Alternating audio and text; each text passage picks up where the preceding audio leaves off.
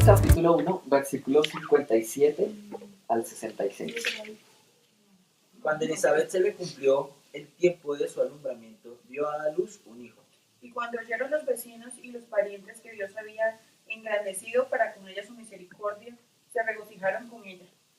Aconteció que en el 8º día vinieron para circuncidar al niño y lo llamaban con el nombre de su padre, Zacarías.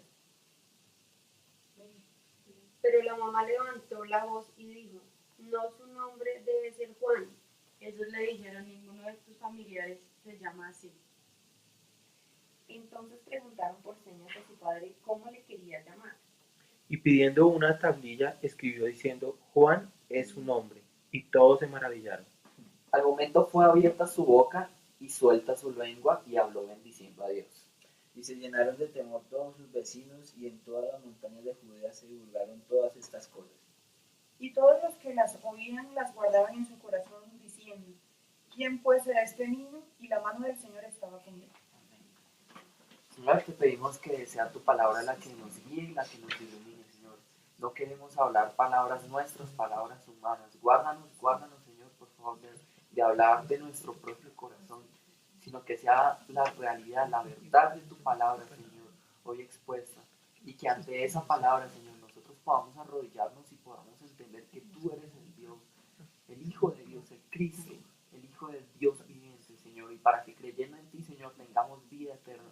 Que esta palabra, Señor, produzca vida en nosotros, Señor, y nos ayude a entender un aspecto más de tu voluntad, Señor. Gracias te damos, precioso Rey. En tu santo y precioso nombre, amén y amén. ¿A quién recuerdan que le haya ayudado en algo? O que ustedes digan, ¿a quién más recuerdan que digan, no, esta persona me ayudó así de esta forma y estoy agradecido con él? Entonces, Yair. Pues yo siempre pongo a mi esposita. Ella es la que me ayuda en todo. Y pues digamos que hay un momento en el que yo tengo muchísima carga académica. Y de verdad que es muy complicado. Entonces ella me ayuda, por ejemplo, con las aulas virtuales, y eso es una, la verdad, eso es un alivio. Y me gusta mucho porque es que eso meterse ahí en el computador, no solamente hacer uno ciertas cosas, sino todo eso. Entonces ella me colabora con eso, y para mí eso es Claro. Pues ayuda que me hayan dado, además de la que dan los papás, que es como el ciclo de la vida, ¿no? Pues también, aunque no es por corresponder lo que dice Jair, pero pues cuando yo estuve sola en Bogotá, que estuve sin trabajo, que a veces no tenía ni qué comer, pues quien me tendió la mano fue él. Entonces ayuda que yo valore, además de la de mi padre, la de Jair. A mí, pues ayuda, porque cuando me casé, fue un tiempo muy duro y todo, mi suegra. Ella fue la única que me tendió la mano cuando la necesitamos. Y solo sí ella. Pues ayuda. Yo digo que en este momento, de mis hijos. Gracias a Dios tengo mi pensión. Pero mis hijos tienen un puntico que anotar. Sí, claro. Gracias a mi Señor. Y Lady. Yo a Nana no espiritual, de verdad que Se me espiritual. Mi hermana, que lleva palabras, wow, a mi amiga, sí, antes, a nivel terrenal, yo también soy lo más importante. Yo, mi tía, que me ayudó con el administración, le agradezco a todos. sí, no es cierto. Entonces, claro, todos recordamos como alguien que en un momento de nuestra vida, como que cuando necesitábamos, justo llegó y no, venga, yo le ayudo o algo así. Yo me acuerdo, pues siempre mis papás han sido un apoyo para mí en todo, en mi carrera, en mi estudio, en todo. Entonces yo estoy muy agradecido con ellos. Entonces, esas situaciones son como un símil para lo que vamos a tratar acerca de un aspecto de Dios hoy. Entonces, a través de estos sábados, hemos visto que cada una de las historias que está en la Biblia no es porque sí, sino que cada una de esas historias está revelando como una pequeña verdad acerca de Dios, ¿verdad? Entonces, por ejemplo, el sábado pasado hablábamos de... ¿De qué hablamos el sábado pasado? De que María está Exactamente. Entonces, por ejemplo, hablábamos ahí de que ella decía, no, que yo soy bienaventurada y bienaventurada porque el Señor me escogió, pero hablábamos de que era ser bienaventurado, de que era ser bendecido, ¿verdad? Y veíamos por medio de la palabra que ser bendecido es tener la vida eterna a través de las palabras del Señor. Entonces, claro, hacíamos como la comparación de que mucha gente dice, no, la bendición es de pronto pues las cosas terrenales y eso, y pues realmente no hay punto de comparación en cuanto a la vida eterna. Entonces, eso es en cuanto lo que vimos el sábado pasado. Por ejemplo, el sábado antepasado, que la enseñanza la dio Adriana, ¿se acuerdan más o menos de lo que hablábamos? buena. ¿Sí, Adriana? Sí, sí.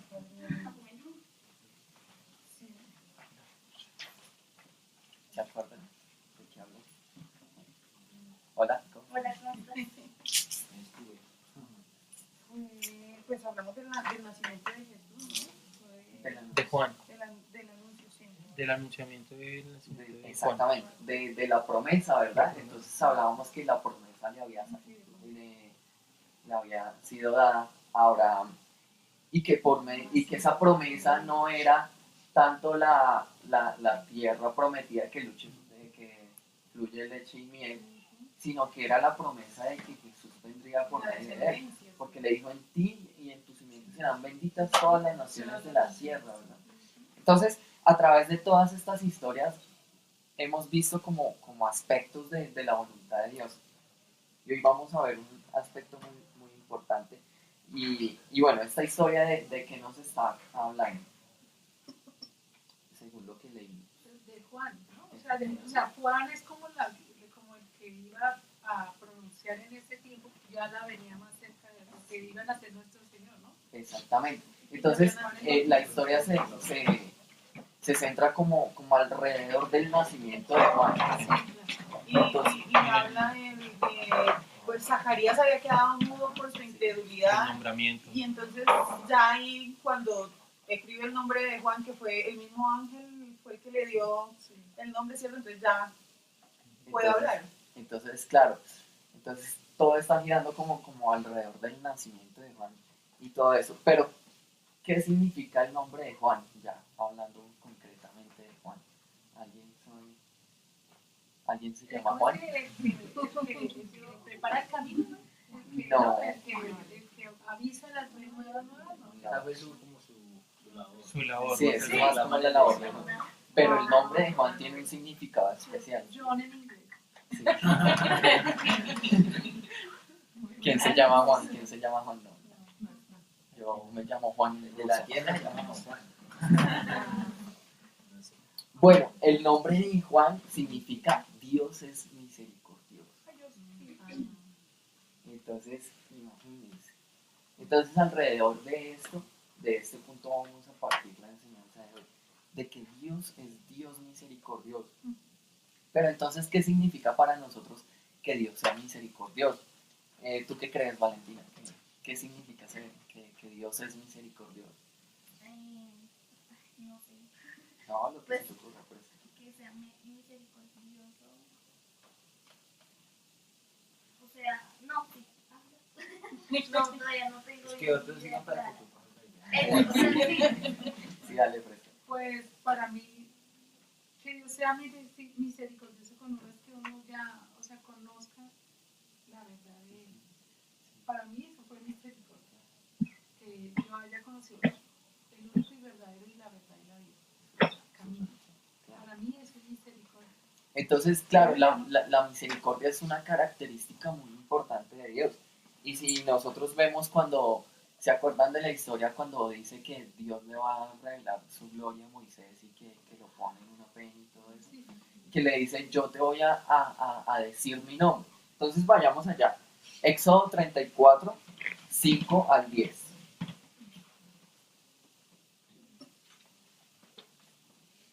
Y Jehová descendió en la nube y estuvo allí con él, proclamando el nombre de Jehová. ¿Sí? al 10. Y pasando Jehová por delante de él, proclamó, Jehová, Jehová, Jehová, fuerte, misericordioso y piadoso, tardó para la ira, y grande en misericordia y verdad. Guarda misericordia y millares, que perdona la iniquidad, la rebelión y el pecado, pero que de ningún modo tendrá por inocente al malvado, que castiga la maldad de los padres en los hijos y en los hijos de los hijos, hasta la tercera y cuarta generación. Hasta ahí nomás. ¿Listo? Entonces, claro, Dios está revelando su nombre y dice yo, en el versículo 5 dice Sí. que descendió allí y empezó a proclamar el nombre de él. Y entonces empezó a decir, Jehová, Jehová, fuerte, misericordioso y piadoso, tardo para la ira y grande en misericordia y verdad, que guarda misericordia a millares, que perdona la iniquidad, la rebelión y el pecado. Y bueno, sigue diciendo. Pero entonces como que pronuncia la palabra misericordia mucho, ¿verdad? Jehová es Dios misericordioso, que guarda la misericordia con millares. Entonces, ¿qué quiere decir misericordia según lo que nosotros conocemos? De, por ejemplo, decir, ay, esa persona es misericordiosa.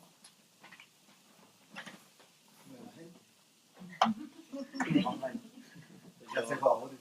yo tenía, o bueno, yo sé que lo que tengo como noción de la misericordia es que da lo que no merecemos. O sea, que nos da lo que no merecemos. Exactamente. Exactamente. Entonces, claro, eso es como tener compasión hacia una persona desfavorecida o hacia alguien que no lo merece. Entonces, esta palabra viene de los tiempos antiguos, cuando una persona se presentaba delante del rey y le decía que tuviera misericordia porque el rey lo iba a matar. Entonces, dependiendo del rey, bueno, lo libraba y le hacía como una seña, no me acuerdo cuál seña, pero... Y esa era la misericordia. A veces no era misericordia, sí. Eso, por ejemplo, en la época de los romanos, cuando peleaban los gladiadores y uno perdía, entonces el emperador, extendía su mano y si hacía así era que le perdonaba la vida, y si hacía así era que... Pero los reyes en el antiguo Israel, cuando perdonaban a una persona, lo tocaban o le extendían el cetro para que lo tocara y era la misericordia y podían vivir. Exactamente. Entonces, a través de todas esas historias viene la palabra misericordia. Pero entonces, porque habla de que Dios es misericordioso, entonces, ¿de qué ha tenido misericordia Dios con el hombre?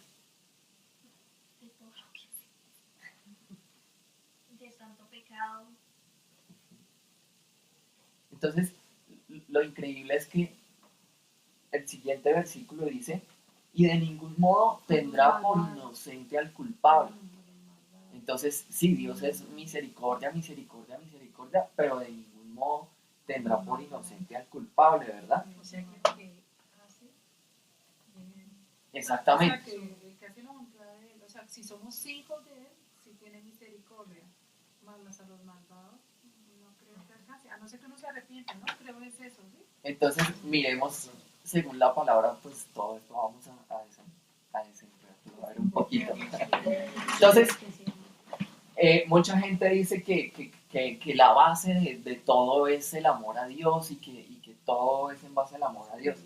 Pero la palabra dice algo diferente. Vayamos a Salmo 89, 14.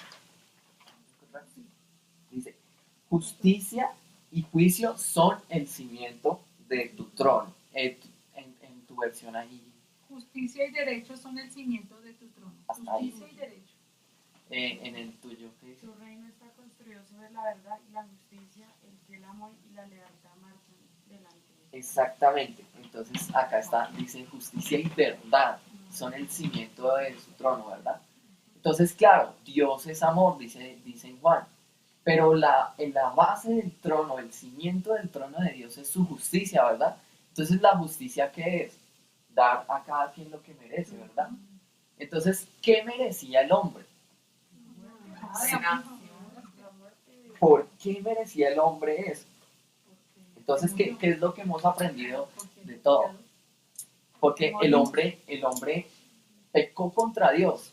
Si nos vamos a la historia de Adán, vemos que Adán pecó contra Dios porque desobedeció el mandamiento y dice que ahí el hombre murió. ¿Por qué? Porque el hombre se metió con lo más valioso del Señor, con su palabra, ¿verdad? Entonces, es como si a nosotros alguien viniera y nos ofendieran de la peor manera. Pues, claro, se están metiendo con uno y uno, uy, ¿cómo así? Entonces, así es con Dios. Nosotros ofendimos su palabra, pisoteamos su palabra. Y ahora dice que el hombre está muerto. Miremos Romanos 5:2. Como el pecado entró en el mundo por un hombre, y por el pecado la muerte, así la muerte pasó a todos los hombres, por cuanto todos pecaron. Exactamente. Sí. Dice, el primer pecado en el mundo fue la desobediencia de Adán. Así, en castigo por el pecado, apareció la muerte en el mundo. Y como todos hemos pecado, todos tenemos que morir. Exactamente. Esa versión está muy clara. Entonces, sí, imagínense, ¿qué es lo que merece el hombre? Entonces, claro, Dios le dijo lo peor de todo es que Dios le advierte al hombre desde el principio. Y le dice, el día que coma de este árbol, usted va a morir. ¿Por qué? ¿Por qué? Eso lo hablamos. Ah, bueno, el domingo en la prédica lo hablaron bastante. No es por el fruto, por el árbol, sino por el mandamiento de Dios. Pero entonces, ¿qué fue lo que murió del hombre? Cuando el hombre comió, no le cayó un rayo y lo partió, ¿verdad? Sino que exactamente lo que tenía de Dios el hombre murió, el aliento de vida. Entonces imagínense, dicen que ahora todo el hombre heredó eso. Entonces ahora el hombre, ¿qué merece de Dios? ¿Qué merece el hombre? ¿Por justicia? Por la justicia de Dios que merece el hombre. Exactamente. Pero entonces ahora... Entonces, exactamente. Pero entonces miren, ahí en el Salmo 89 veíamos, justicia y juicio son el cimiento de tu trono. Pero ¿qué decía la siguiente parte?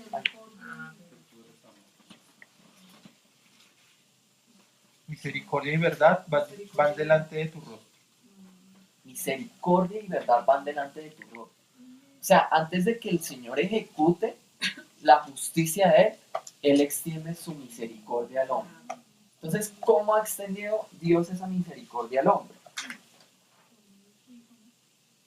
Entonces, miremos Efesios capítulo 2, versículo 1 al 7.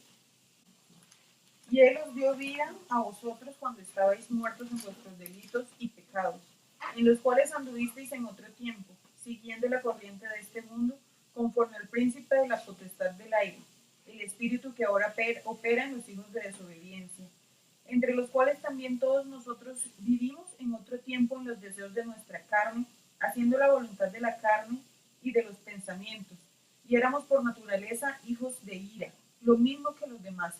Pero Dios, que es rico en misericordia, por su gran amor con que nos amó, aun estando nosotros muertos en pecado, nos dio vida juntamente con Cristo. Por gracia sois salvos. Y juntamente con Él nos resucitó y asimismo nos hizo sentar en los lugares celestiales con Cristo Jesús, para mostrar en los siglos venideros las abundantes riquezas de su gracia en su bondad para con nosotros en Cristo Jesús. Cristo Jesús. Entonces la misericordia de Dios es que exactamente, que envió a Cristo. Entonces imagínense, no solamente envió a Cristo que nos dio a conocer al Padre, a Dios, sino que Él tomó nuestro lugar, ¿verdad? Él tomó el lugar que nosotros merecíamos y en la cruz recibió el castigo de nosotros. Eso es lo que dice Isaías 53, ¿verdad? Vayamos y leamos un poquito lo que dice Isaías 53. Para ver si estamos diciendo verdad. Hasta el versículo 5, 1 al 5. ¿quién ha creído a nuestro anuncio? ¿Y sobre quién se ha manifestado el brazo de Jehová?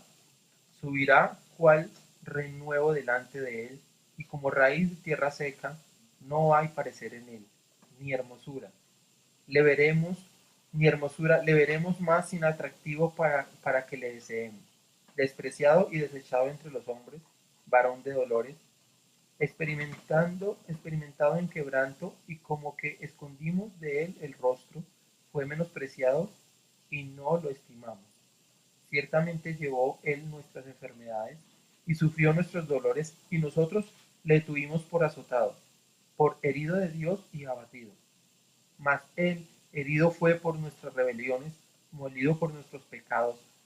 El castigo de nuestra paz fue sobre él, y por su llaga fuimos nosotros curados. Entonces, el versículo 5 es ¿Puedo leer esta versión de ese versículo? sí, Dice, bueno, desde el 4. A pesar de todo esto, Él cargó con nuestras enfermedades y soportó nuestros dolores. Nosotros pensamos que Dios lo había herido y humillado, pero Él fue herido por nuestras rebeliones, fue golpeado por nuestras maldades. Él sufrió en nuestro lugar, y gracias a sus heridas recibimos la paz y fuimos sanados. entonces claro, Traducción en lenguaje. claro, Claro, ma. Sí, Él murió por nuestras enfermedades y por nuestros dolores, pero lo más es esta parte que dice, y el castigo de nuestra paz fue sobre Él, ¿verdad? Entonces ese es el punto máximo de la misericordia de Dios, ¿verdad? Entonces yo les pongo como este ejemplo. Por ejemplo, ¿quién de ustedes se sacrificaría de pronto por alguien que ama entregando su vida? De pronto sí, claro, ¿verdad? Por ejemplo, por nuestro hijo. Por nuestros hijos. Ahora, Yo no tengo hijos. sí. Por Ahora vamos más allá. ¿Quién de ustedes entregaría su vida por una persona malvada? Por una persona que le ha hecho daño. Bueno, y ahora, ¿quién de ustedes entregaría a su hijo por esa persona?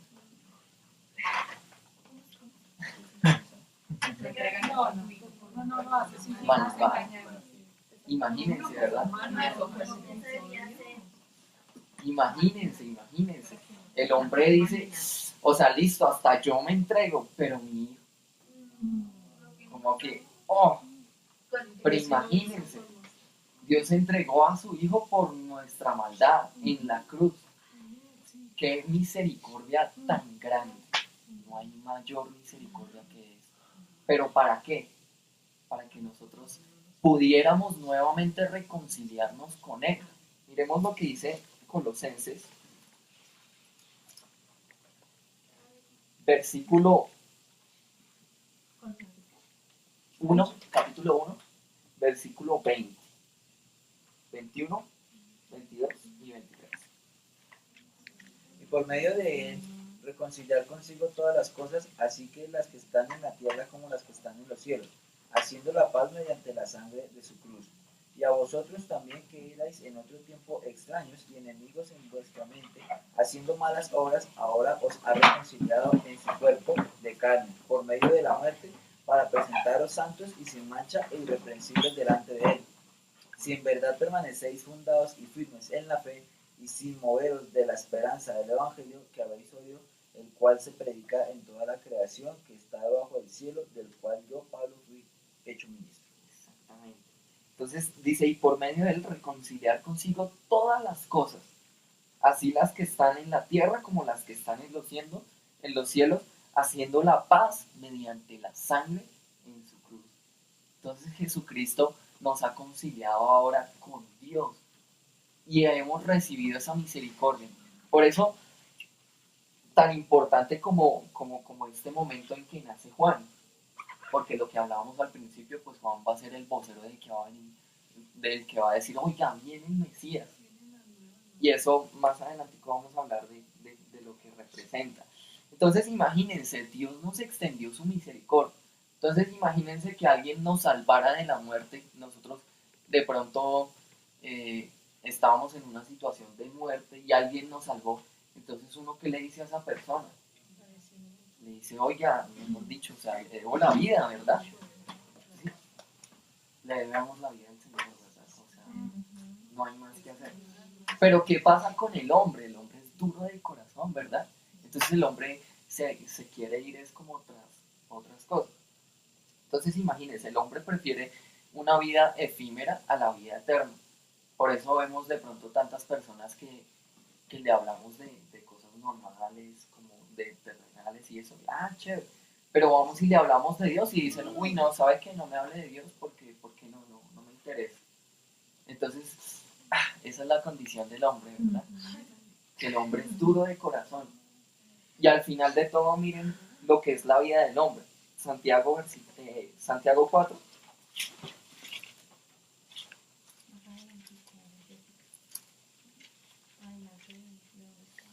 versículo 13 y 14. Escúchenme ustedes los que dicen, hoy o mañana iremos a la ciudad, allí nos quedaremos todo un año y haremos buenos negocios y ganaremos mucho dinero.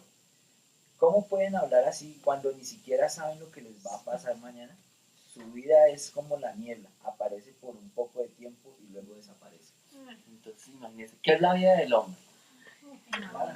Como niebla, que por la mañana aparece, pero ya un ratico desaparece.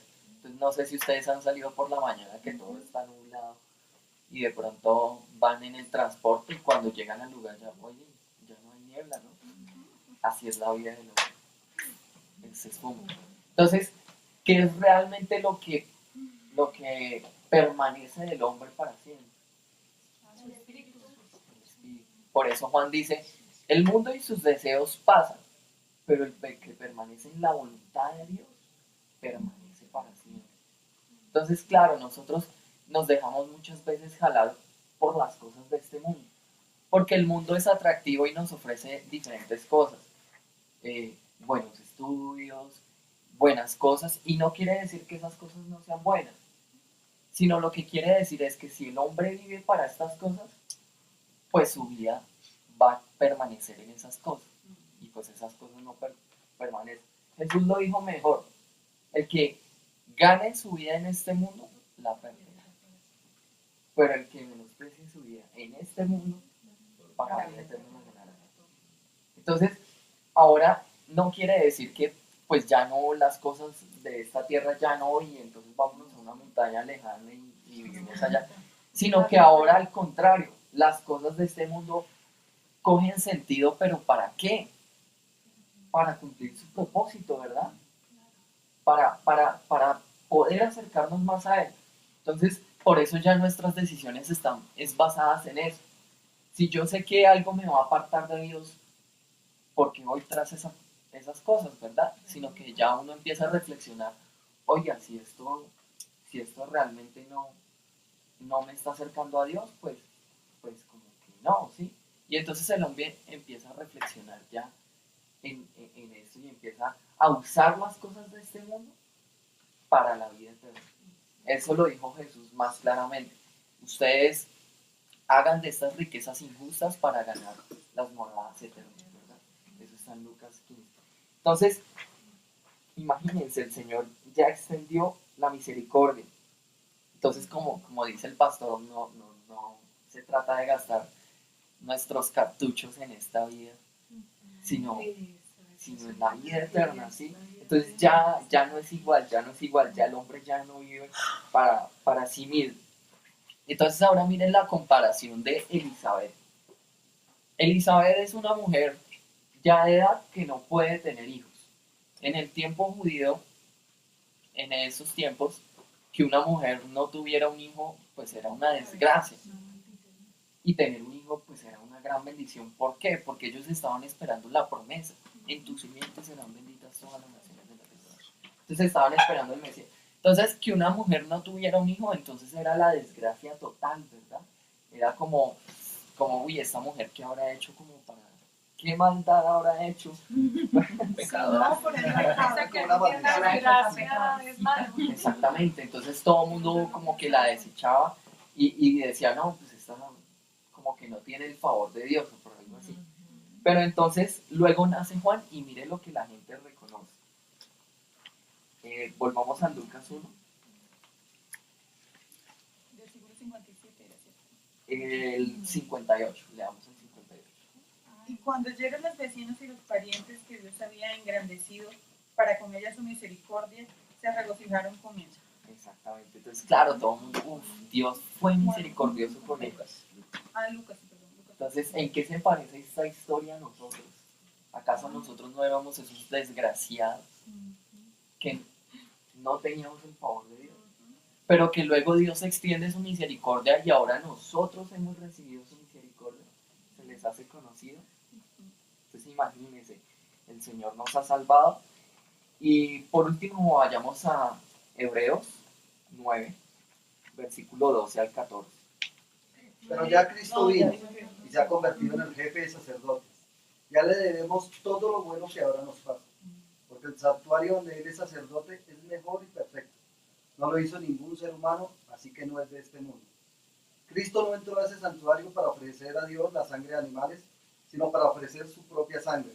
Entró una sola vez y para siempre. De ese modo, de una vez por todas, nos libró del pecado. De acuerdo con la religión judía, las personas que están impuras no pueden rendirle culto a Dios, pero serán consideradas puras si se les rocía la sangre de chivas y toros y las cenizas de una becerra sacrificada. Y el 14. Pues si todo esto tiene poder, más poder tiene la sangre de Cristo, porque por medio del Espíritu que vive para siempre, Cristo se ofreció a sí mismo, a Dios, como sacrificio sin mancha ni pecado. Su sangre nos purifica, para que estemos seguros de que hemos sido perdonados y para que podamos servir a Dios que vive para siempre. Acá dice, ¿cuánto más la sangre de Cristo, el cual mediante el Espíritu Eterno se ofreció a sí mismo sin mancha a Dios, limpiará vuestras conciencias de obras muertas para que sirváis al Dios vivo? Entonces por eso ya nosotros cuando nos presentamos a Dios, no presentamos nuestras propias obras. Señor, hoy sí hice bien, o no, Señor, hoy hice mal, sino que ahora entramos por medio de la sangre de Jesús, ¿verdad? Y decimos, Señor, me presento ante ti porque tu sangre me ha redimido. Y esa es la misericordia del Señor, que ahora podemos entrar confiadamente ante Él y llamarlo Padre nuestro, ¿verdad? Entonces vamos a orar para decirle al Señor que nos ayude a permanecer en esa misericordia, ¿verdad? Porque el mundo nos arrastra a las cosas de este mundo y nos hace desviarnos de la misericordia de Dios. Y lo que sí leíamos es que Dios no tomará por inocente al culpable. Quien no reciba la misericordia de Dios, pues recibirá el castigo, ¿verdad? Juan lo dice mejor. Juan 3, capítulo 3, versículo 18. El que me cree no es condenado, pero el que no cree ya ha sido condenado porque no ha creído en el nombre del unigénito Hijo de Dios. El versículo 36 es más contundente todavía. El que cree en el Hijo tiene vida eterna, pero el que rehúsa creer en el Hijo no verá la vida, sino que la ira de Dios está sobre él. Señor, te pedimos, Padre eterno, que tu misericordia siempre esté sobre nosotros y que tu verdad permanezca en nosotros. Tu palabra es tan clara.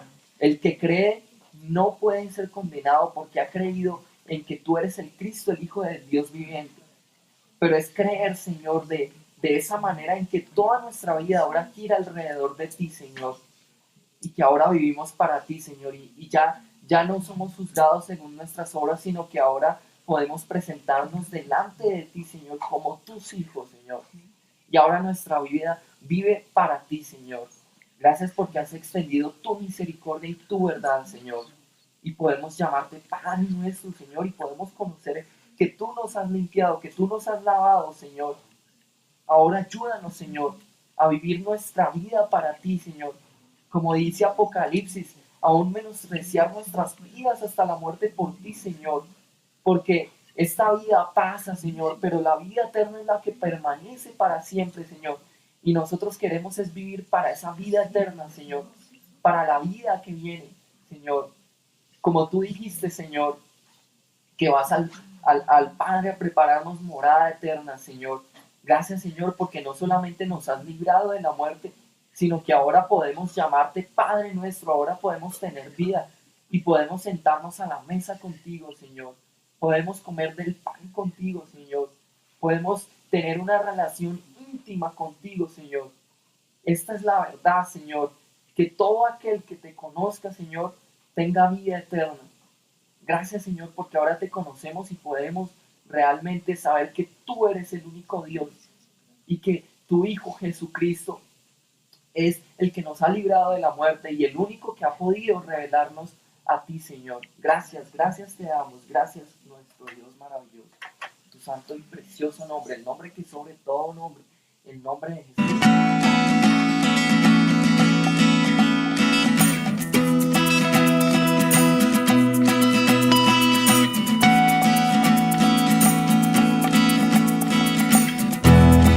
Grande Señor poderoso,